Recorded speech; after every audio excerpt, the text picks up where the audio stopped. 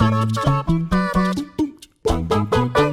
guys, what's up? It's Jules here for WhatCulture.com, joined by other primary colour Josh Brown. It's good to see that you've ditched the sort of striped pajamas from yesterday, because people were giving you a harsh time calling you a little bit the bananas in pajamas, but now you're the banana outside of the pajama, and you also got a long hair on you. That's disgusting. Also, it can mean only one thing. It's time for some news, so hit that intro. What's that? There's news? Oh my gosh! Guess it's time for Jules and Josh! Brilliant! Oh, Jesus Christ!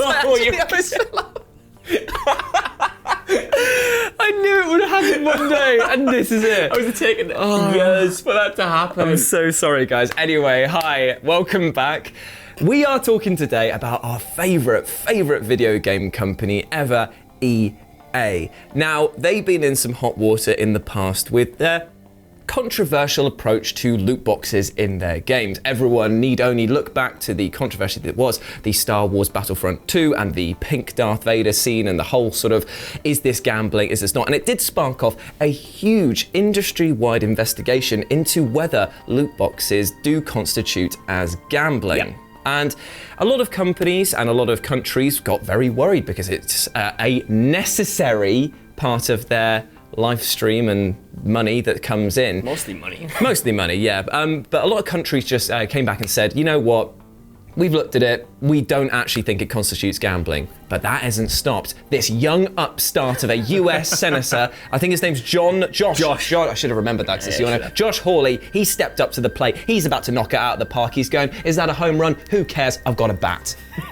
Is that the segue you give me for this news? Yeah. Oh, brilliant. Yeah, so he's got a bat, and apparently he's going to the Senate with a bill called, I want to get this right, the Protecting Children from Abusive Games Act, which will essentially I'm not going to lie, he could have loot boxes. He could have called it anything, really. He could have come up with a catchier name. Yeah, he could have. It doesn't, it's not really SHIELD, is it? But essentially, this is going to ban loot boxes and pay-to-win microtransactions. It was very clearly aimed towards preventing children from purchasing these games. The game that he did single out was actually Activision's Candy Crush, because that is like a mobile game. Obviously, anyone with a phone has access to this. And obviously, not everyone has access to their parents' details, but if they're on the phone, you can easily click a button. Everyone I know seems to have a horror story of like someone they know, like their kids picking up a phone and accidentally spending so much money on like these loot boxes and stuff just because, you know, it's like an addictive thing. And that's kind of what he's targeting, like the addictive nature of it. I mean, it's happened to us all. Like you pick up a game, you go onto it and, I didn't mean to download the swimsuit DLC. It's happened. I didn't need to download the actual nipples force, the saboteur, you know what I mean? Hi, I'd like to get a sort of refund on that. It's going to appear on my actual bank statement. As a bit of grot. No, better keep it then. You know what I'm talking about. Yeah, bye, Mum. Yeah, that's exactly how it goes. Every single time. This has happened to me 5 times now. God, you really got to keep it under control. But they did target Candy Crush, not only because, like you say, it's the very easy for people to spend money in that game, but it also included what's known as a Luscious package, and that is $150. Imagine that. Imagine getting 150 bones and just flinging them at the wall there. Candy Crush. Oh, Candy Crush of all games. Obviously, like this one game that you've singled out is a mobile game, but apparently he's going to, do this across the board on like online games. Battlefront 2, obviously, is like a big example. That was the thing that sort of kicked this entire thing off, like you said, and that is a game essentially targeted to everyone. You know what I mean? Like that is to bring kids in who've just watched the latest Star Wars and then go there and then spend money on that.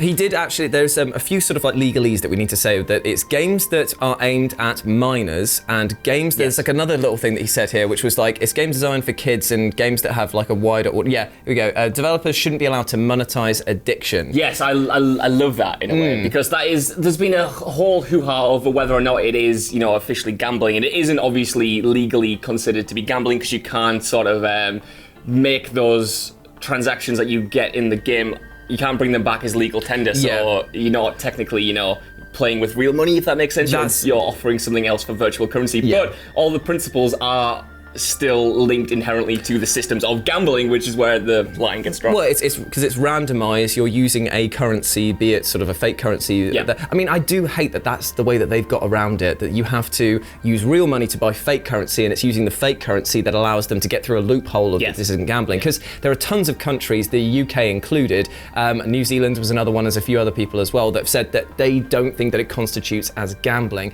But the grey area comes in as to which games will be affected by this, because as I was just saying, it's games that are aimed at minors. That's what his big drive was. But how do you define what is aimed at a minor? Yeah. Because games like Fortnite are majoritively played by a younger player base. Is that therefore a game that's aimed at minors? Because it's also played by loads of people who aren't minors. Like games like Star Wars Battlefront, to use that again, is played by a wide community. Yeah. But how do you define? Well, that's it. Like the actual wording of like the statement that he's released is very vague and very broad. It can kind of include sort of anything, because it says not only is it games that are sort of like under 18, like have under 18 ratings, it's games that sort of just give younger people access, like, so there's no barriers of entry, if that makes sense. There's no sort of age verification. But then I would say that there's like no age verification in the same, like Shadow of War. I'd say there's no age verification. But that is a game that is aimed at a older audience because of the violence that's in it. So, but that's not stopped younger kids from picking up games that are age 18 and above. Like GTA 5. GTA 5 technically is a game that should only be played by people 18 years and above. Yet we all know that it's played by has a player base of very young people. All you have to do is put the headset on and just see who's talking about it. I honestly, and this isn't like a sort of hyperbole, the last time I played it, I don't think I heard a person that sounded even remotely close to my own age. Yeah. And I was just like, damn, I feel old. And also, why have I been told so many times to go F myself? I've done nothing wrong. I'm just driving along on my little like... Had a nice time cruising down the coast. Sometimes that's all I want to do. You have to go into passive mode, it's horrible.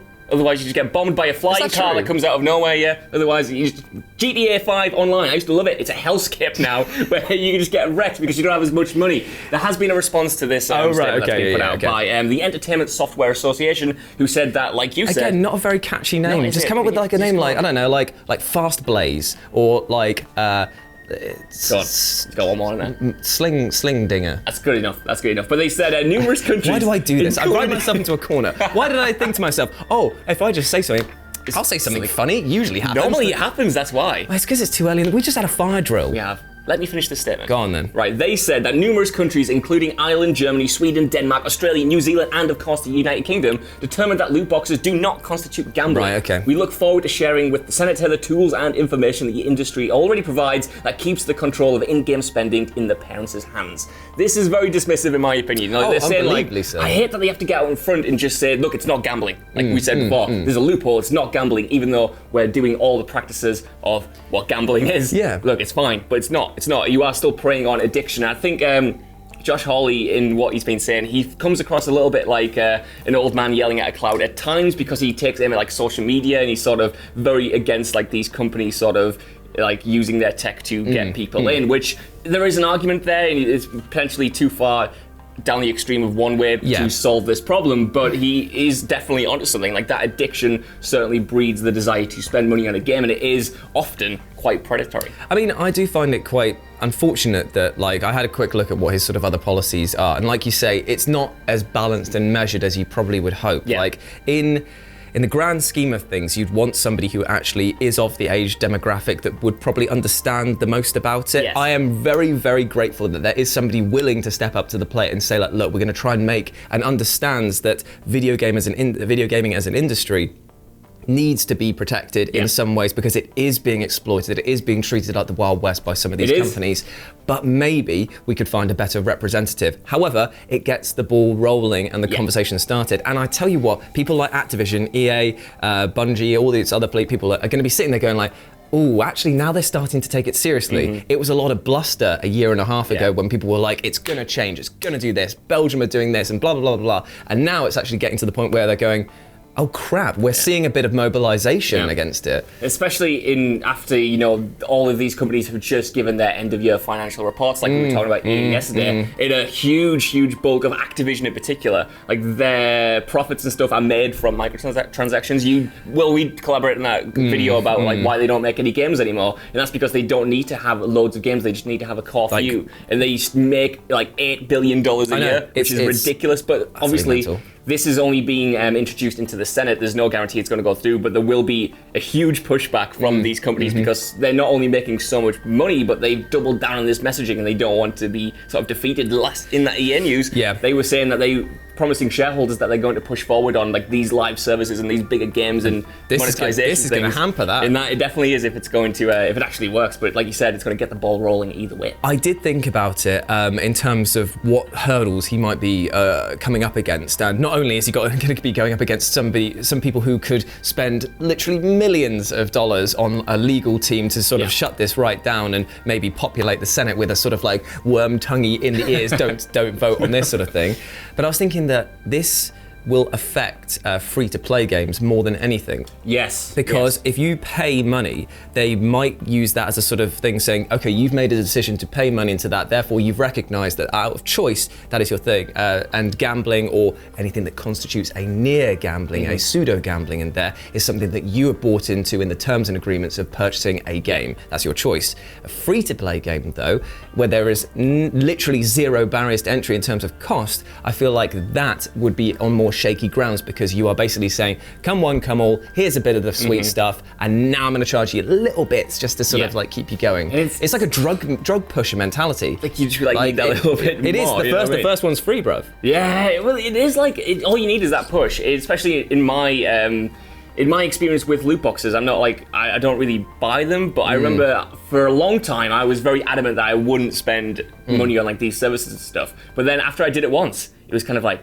ooh, maybe this is all right. Yeah. Maybe this is okay. And it's so easy to be normalized through that mentality. Like once you do it once, once you do it a couple of times, then it just becomes the norm. Like you were talking about FIFA and Ultimate Team the other day. That has been in that game for so long, and there are people who sort of push back on it, but that has been normalized by a lot of like the people who play it. That's just how FIFA works. It's become institutionalized in that mindset. Yeah. I mean, I think the only example that I can remember of me paying for loot boxes was bizarrely Mass Effect 3. Oh, interesting. Do you remember the multiplayer that was on that? It was really good. It was. And I got so addicted to that because I really enjoyed that aspect of sort of like teaming up with mates and just going there and doing it, that I would pay actual money to get those credits to unlock those boxes. And I remember at the time just thinking like, I could just pay this for like 3 hours and grind out and get a box, or I could just like pay for it now. And I was like, I just saved myself some time. And it's that mentality. It wore me down. It poked a hole through the wet paper that is my brain. Well, mine was my mind grapes. Ugh.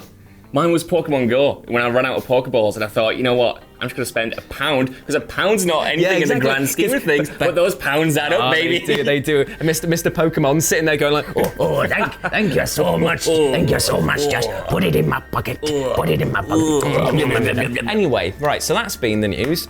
Has it? Yes, it's been some news. It's been something. As always, I've been Jules. Let me know what you think about it down in the comment section below. What do you think about sort of any sort of gambling thing? I should probably come up with a better way of space. Oh my God, have I just had a stroke? I think you might be dead now. What's going on? All right. You're really red as well. I've gone really funny. I've had a funny turn. What's going on? Anyway, that's been the news.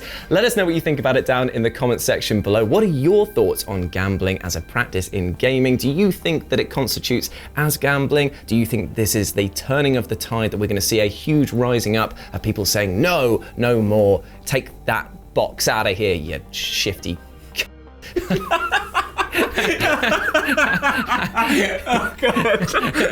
You knew it was coming. I was hoping it wasn't. As always, I've been Jules. You can follow me at RetroJ with a 0 over on Twitter. I've been Josh. I think you can follow me at Twitter at Josh Broom with 2 O's.